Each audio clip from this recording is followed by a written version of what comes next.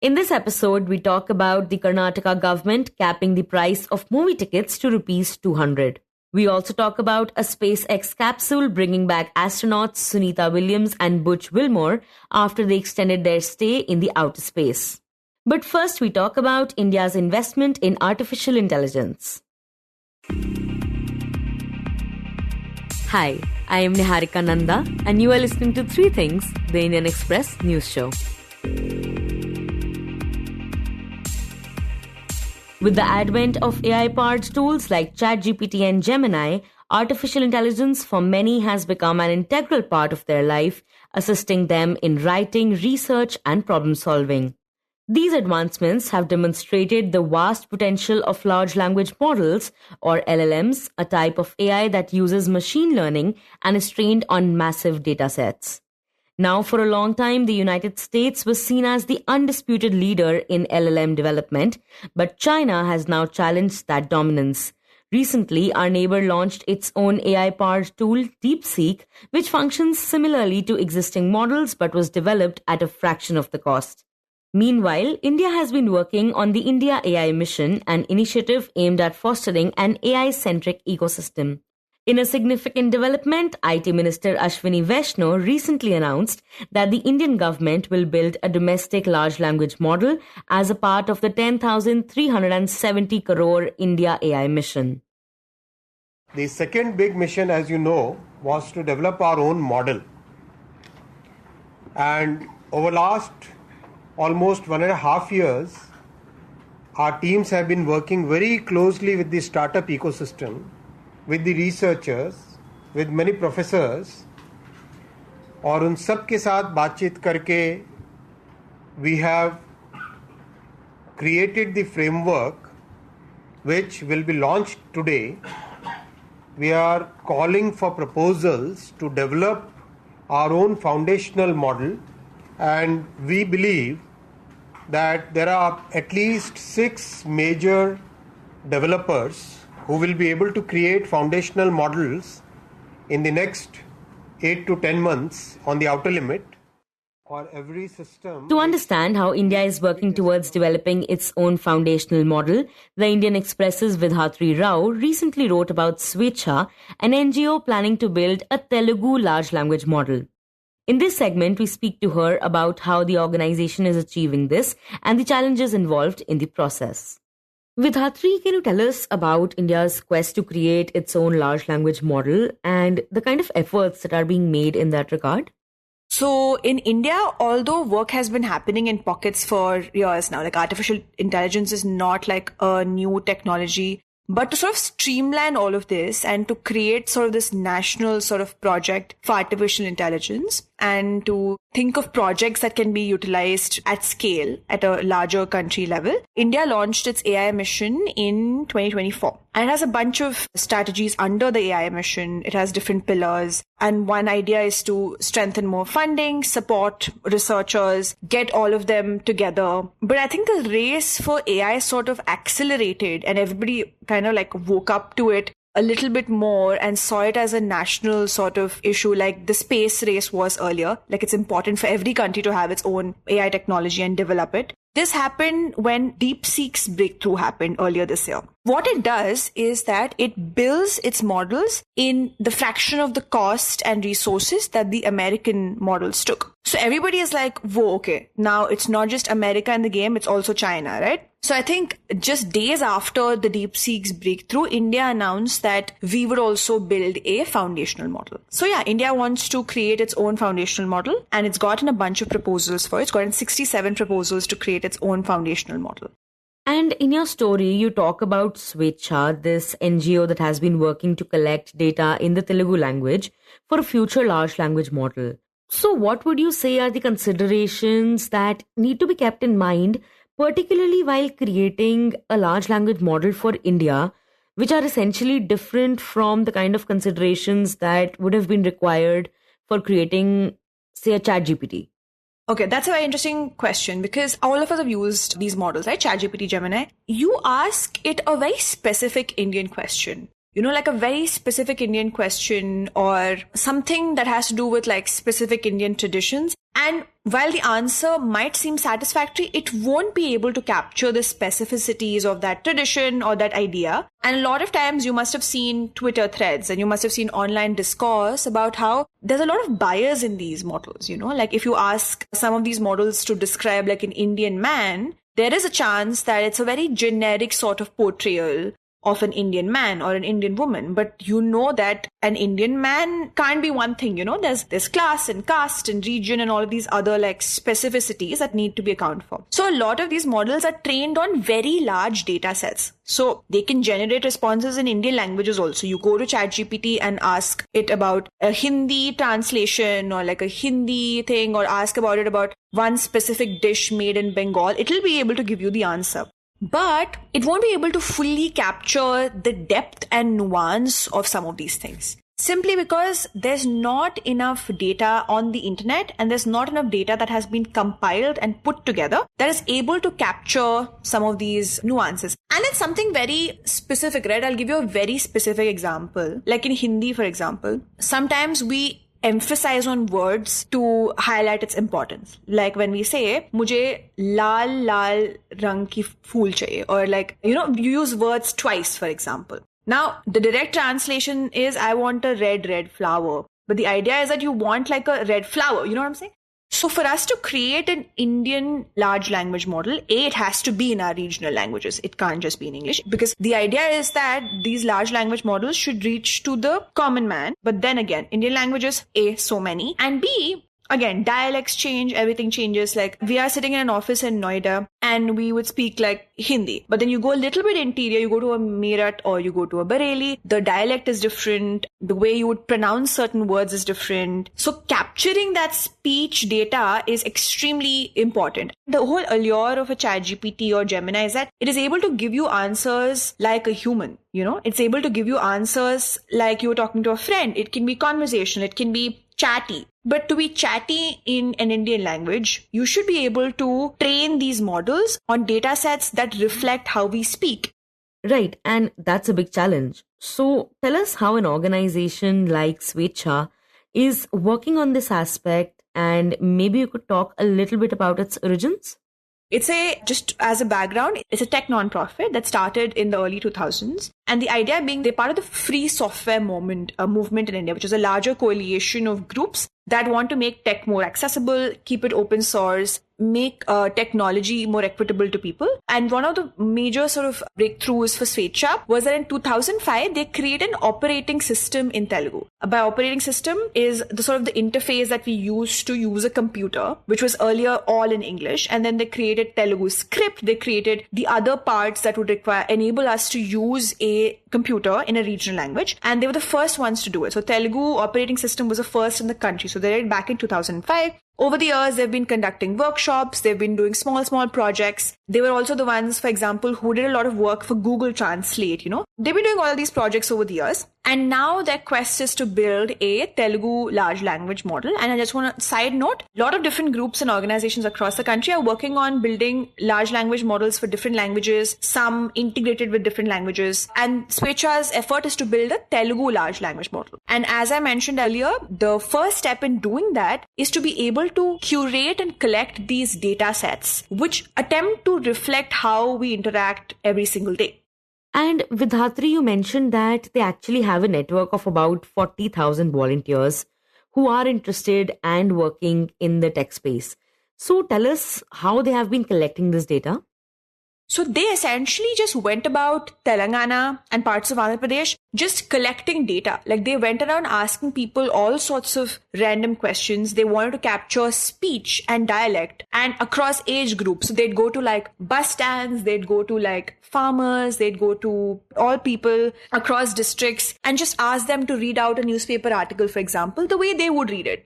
They would ask children to do it. They would ask older people to do it. They would ask people to just explain their occupations, what they would do. They'd ask them slightly vague questions also, but you would be like, why are they asking such vague questions? Like one of the questions that They asked some people was, describe the clouds when it's about to rain, or, how would you describe when you have a certain illness? These are vague questions. But then the way you say some of these things, which have local metaphors and local similes and it's tied to your occupation, it's tied to your land, it's tied to how you grew up and what sorts of experience you had. All of that constitutes what we call like language or speech data. Just take Telangana's example, for example, northern Telangana, which borders Maharashtra, would have a little bit of Marathi infused into how you speak Telugu, You go to a different part, there'll be a little bit of Kannada influence, And this is just a broad example, like within those, and if you go even in northern Telangana, which is closer to the Maharashtra border, every town would have its own sort of variations depending on the weather and the climate and the people there. And they essentially went about documenting all of that, collecting all of these voice samples, collecting video samples of all of that. And now they've created this sort of database that they're using to build a Telugu large language model. Right. And Vidhatri, what is the current status of this project? And also, once they have this data, how will they go about creating the final LLM?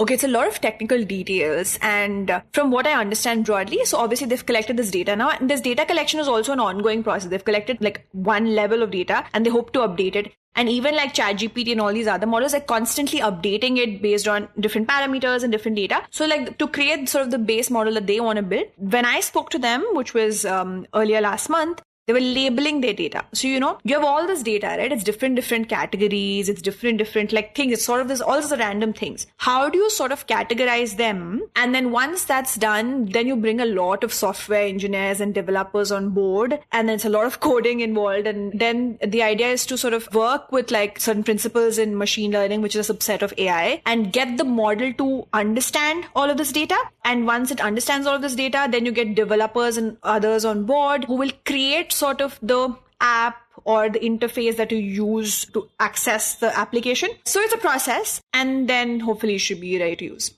So does the Telangana government plan on collaborating with certain organizations like these in the future? Are there any plans of this sort?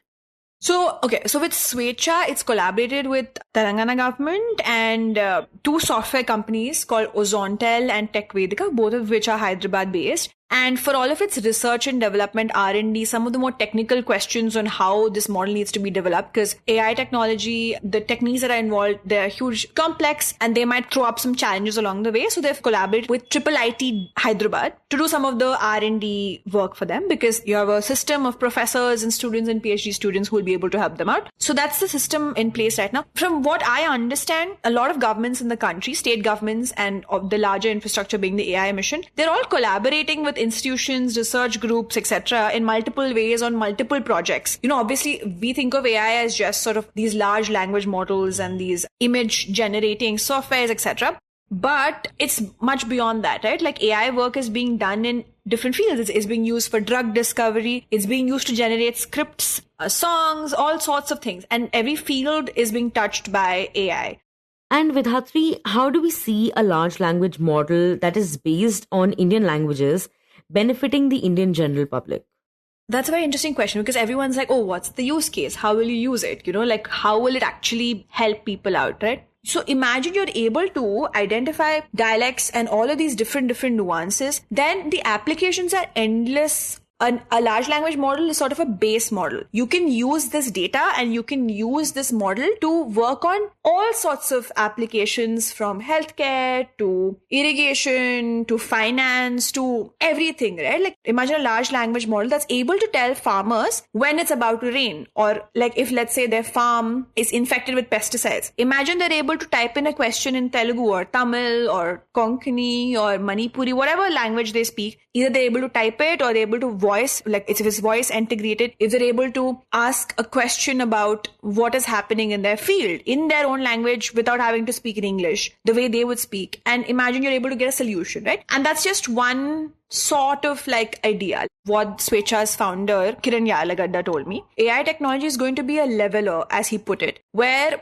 people who could earlier not access the internet will now be brought in. And he believes like something as simple as somebody from, like, with all this Telugu LLM, imagine somebody from Telangana or Andhra who has not spoken English ever in their life. Imagine they go to a different state or a different country, and because they've collected all these voice samples and they're working on a translation facility as well. Imagine you go to a different country and you're able to speak in Telugu and you're able to get an answer or like script in some other language, and we've seen benefits of that with Google Translate and others. So yeah, these are some of the examples, but he believes that this digitization of data, collecting all this information and voice samples, it can lead to multiple use cases. Different governments can work on public policy problems, scheme implementation, startups can work on their business ideas. Right. And do we have a sense of when can we expect this model to be ready? Are there any timelines set? So they've rolled out the proposals right now, right? Like the 67 proposals, as I mentioned. And Swecha is also one of the proposals. So we don't know, like they've not announced who they're giving the grants and we don't know how it's going to go so far. So I don't know the timelines yet. I feel like we will know more as the announcements come in. First, they need to sort of reveal who gets the grants, how they're going to go about it. So it's a work in progress. The government is ambitious about this idea and they want to do it soon. But then we'll only know once, things start rolling. There's been no official sort of talk about it, but obviously things are happening but we can't put a finger on, what the timeline is. And next we talk about capping movie ticket prices. Earlier this month, during his budget speech, Karnataka Chief Minister Siddaramaiah announced that movie ticket prices would be capped at Rs 200 even in multiplexes. This proposal had previously been backed by the Karnataka Film Chamber of Commerce and Karnataka Film Exhibitors Association, who hope that lower prices will draw more footfall in theatres, eventually driving the growth of mid-budget and small Kannada films as well, which will benefit budding filmmakers and producers. However, multiplex giants have long opposed any move to cap ticket prices. In this segment, we are joined by Sanath Prasad, who explains how multiplexes generate revenue and how ticket capping could affect the Kannada film industry. Sanath, is this the first time that a cap is being introduced on film tickets? And also, what is the reason behind this cap? Is it due to the infamously high ticket prices? Yes, so Niharika, in fact, the capping policy for ticket prices, it's not a new thing, it's always been a demand and it's always come on and off, especially from the Karnataka film industry, especially the Producers Council and the Film Chamber of Commerce. They've always been of the opinion that the ticket prices should be capped at 200 so that it increases footfall. So this actually dates back to Chief Minister Siddaramaiah's first term as a CM, which is in 2017. So that's when the film industry had moved a proposal saying that, we need to cap the ticket prices. And that was included in Siddaramaiah's budget speech back then. So, but when the notification was issued and the proposal came into force, it was met with severe criticism, from the Multiplex Association of India and the private, the multiplex owners especially. But they had an agreement with the film industry to kind of adjust and, have a mutually exclusive offer, but it didn't work out. Ultimately, it had to go to the court where the multiplex knocked at the doors of the court and then they got a stay. This was again reintroduced in his 16th budget and this time as second time Chief Minister. So Siddaramaiah again reintroduced this policy and once again with the same Kannada film industry proposing to Siddaramaiah seeking a pricing policy and this time more rigorously. And right now what we hear from the government is, the work is in progress. The framework is being currently drafted and but we have not heard anything from the multiplex owners yet. They have not reacted yet. But yes, this is back in the fore again, Niharika. And when the multiplexes reached out to the High Court, what was their main argument against price capping? So they argued that it is the Deputy Commissioner, the DC, who has the authority to regulate ticket prices and not the state government as such. So they said, in view of that, the government's order, the 2017 order, is legally not okay. And it kind of is exceeding its jurisdiction. And in fact, one of the arguments was also that, imposing a uniform ticket cap across all cities and theaters is like arbitrary. You can't have like a one-size-fit-all price cap, for all, like for a Belgavi or for a Mysore. You can't have the same ticket price what you're having for Bangalore. So it's not viable. It doesn't work that way is what they've argued. And they also argued that the ticket pricing should be dynamic, based on the demand, based on the location, the theater quality, and the time, whether it's a holiday or there's any special occasion. And they also argued that the entertainment tax revenue was significantly lower when the capping comes into place, especially in say Tamil Nadu and Kerala or Andhra Pradesh. They argued that where there is like restrictions on ticket pricing, that entertainment tax was really low. But in Karnataka, it was like one of the highest because there's no capping. So in a way, they are indicating that it's going to hit their business margins big time in case the capping is introduced. And Sanath, since we are talking about prices, can you break down how multiplexes make money and what role do tickets play in their earnings?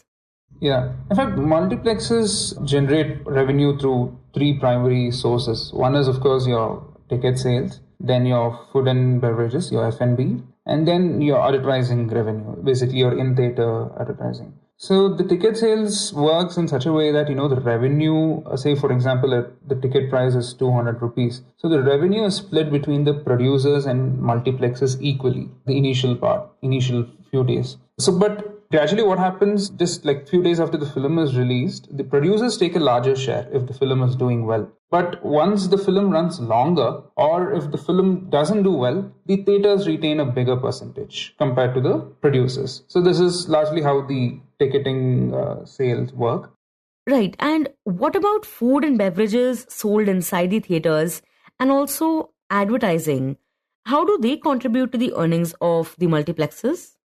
Yeah, food and F&B, it's a no-explainer because, they have a monopoly in your multiplexes. Outside food is not allowed and you have to buy what they offer. So in that way, the sales to F&B is equally huge.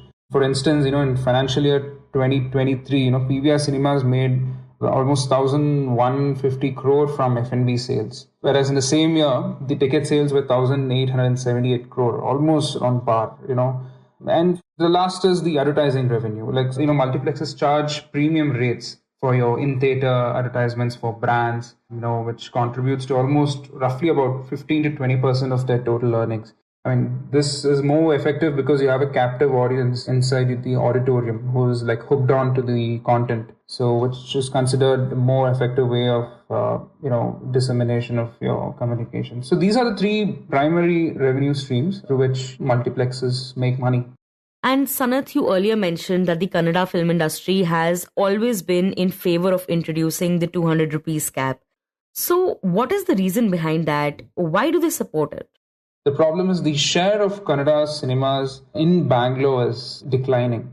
And the share of non-Kannada cinemas, especially Tamil, Telugu, Hindi, is getting a larger screen presence. So which is why the Kannada film industry feels that, hey, we need to have a level playing field. Right, this is our land and you're investing in Karnataka, but Kannada films don't get much space. You can't do that. So let's cap all language films at any given point in time, or like be it a weekend show or it's a holiday. So let's cap it at 200, so that everyone has a level playing field.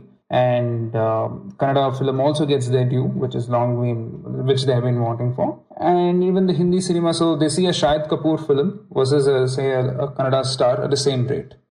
Yeah, and over time, there has been a decline in the popularity of the Kannada film industry. Is that connected to the ticket prices at all? It's largely the content, it's to do with the filmmaking style and the content. Because Bangalore, we need to understand, is a cosmopolitan city. And the cinema culture in Bangalore is not very active as much as it is in Tamil Nadu and, say, Chennai or Hyderabad, where, films are actually rooted in the DNA, unlike Bangalore. And the problem with Kannada films right now is they're not producing engaging content. You have films like Kantara or KGF, which has just come up, once in a year. And after that, it's just been dormant. When was the last time after Kantara you heard a blockbuster Kannada film? So it's never been the case. So whereas that space is now being occupied by the other language films like Telugu and Tamil. And Bangalore being a cosmopolitan city where you have multilingual people are going to, switch their movie preference. So they feel the other language films are more appealing and more engaging. Hence, this won't even give the share for Kannada films to be screened, and hence the popularity kind of goes down. I think, as you mentioned, since the migrant population in Bangalore is increasing, it automatically sort of limits the Kannada audience too. Correct, agree. So what's happening in Bangalore is it's a huge chunk of migrating population, and also the spending power is more. The consumption power and the spending power is more in Bangalore. Here, cinema is kind of a luxury. In Tamil Nadu and Chennai, cinema is not a luxury. Which is why in states like Tamil Nadu, you have a cap. You have the state government has capped the ticket prices. So especially, the front row, the first two rows in any, multiplex or single screen theater, it's capped at 60 rupees. Earlier it was, I think, 10 rupees. This was when, late Karunanidhi was the CM. So they had got this way back in 2006. And generally the other seats are capped at around 200 or 220 and they cannot go beyond that. The same thing is in Kerala. Kerala, there's no capping as such, but the multiplexes, the rates, the cinema ticket rates don't go beyond 220.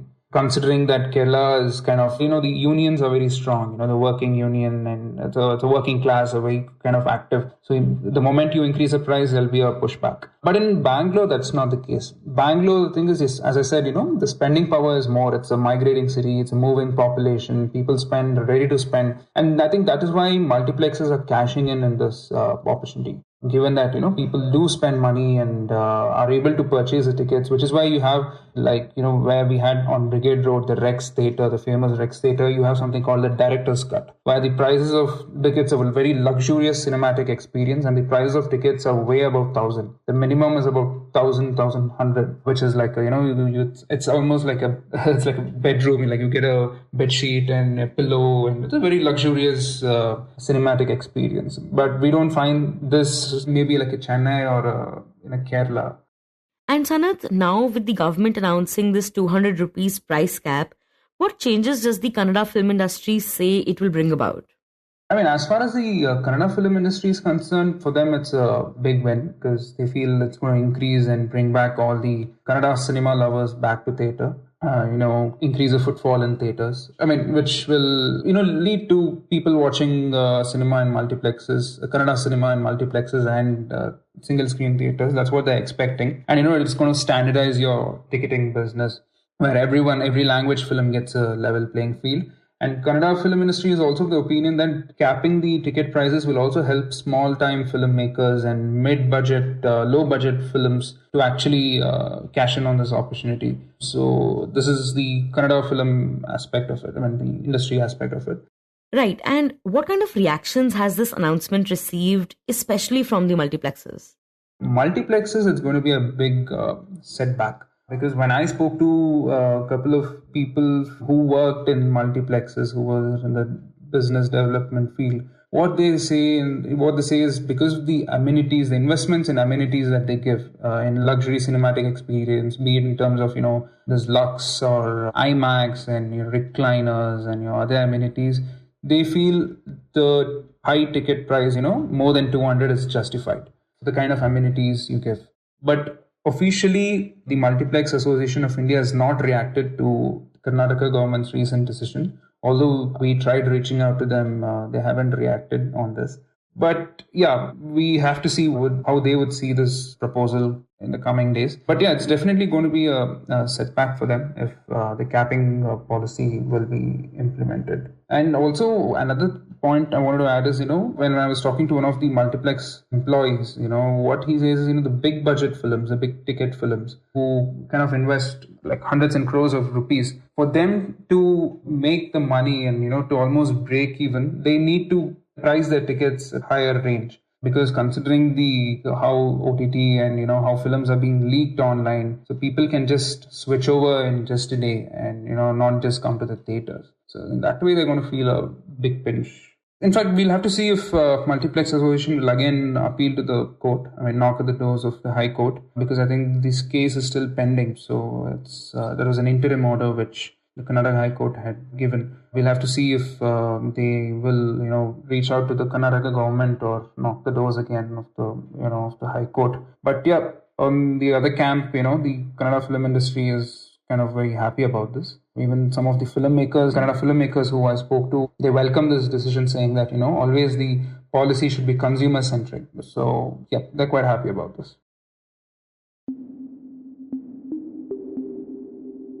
And in the end, we talk about a SpaceX capsule that successfully delivered 4 astronauts to the International Space Station early Sunday morning in a mission aimed at swapping crew members and bringing home 2 astronauts, Butch Wilmore and Sunita Williams, who have been stranded aboard for nearly 9 months. The Crew 10 astronauts' journey began with the launch from NASA's Kennedy Space Center in Florida on Friday evening. About 29 hours later, their SpaceX Crew Dragon capsule docked with the International Space Station at 4:04 a.m. GMT on Sunday. The docking marked the start of a routine crew rotation that has taken an added significance due to the extended stay of the NASA astronauts who have been stuck on the station since a malfunction with Boeing's Starliner spacecraft. The arrival of the Crew 10 astronauts, Americans Annie McLean and Nicole Ayers, Japan's Takuya Onishi, and Russian cosmonaut Kirill Peskov marks the beginning of a long-awaited plan to bring Wilmore and Williams back to Earth. The pair, along with American astronaut Nick Hague and Russian cosmonaut Alexander Gorbanov, are scheduled to depart the International Space Station as early as Wednesday at 8 a.m. GMT. Hague and Gorbanov arrived at the International Space Station in September aboard another SpaceX Crew Dragon craft, which has remained docked at the station with 2 empty seats reserved for Wilmore and Williams. The Crew 10 mission, which will see McLean, Ayers, Onishi and Peskov remain on the International Space Station for roughly 6 months, is another milestone in NASA's collaboration with SpaceX, a partnership that has become a cornerstone of U.S. space operations since the retirement of the Space Shuttle program in 2011. For Wilmore and Williams, their long journey home is now just days away, bringing an end to what has been an unexpected and prolonged mission in orbit. You were listening to 3 Things by the Indian Express. Today's show was edited and mixed by Suresh Pawar and produced by Shashank Bhargava and me, Niharika Nanda. If you like the show, then do subscribe to us wherever you get your podcasts. You can also recommend the show to someone you think will like it. Share it with a friend or someone in your family. It's the best way for people to get to know about us. You can also tweet us at Express Audio and write to us at podcasts@indianexpress.com.